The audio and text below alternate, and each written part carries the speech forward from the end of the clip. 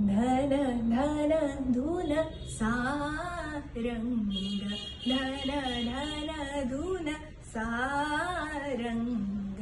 ओडवरूप बरजित धग गावत हरि वृंदावन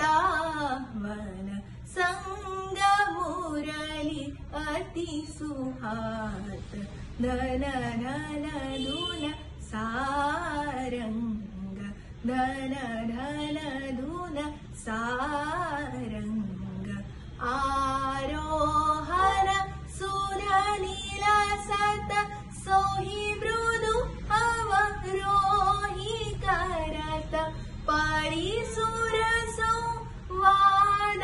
करत निपमर संगत सोहत धन धन धुन सारंग धन धन धुन धन धन धुन धन धन धुन सारंग।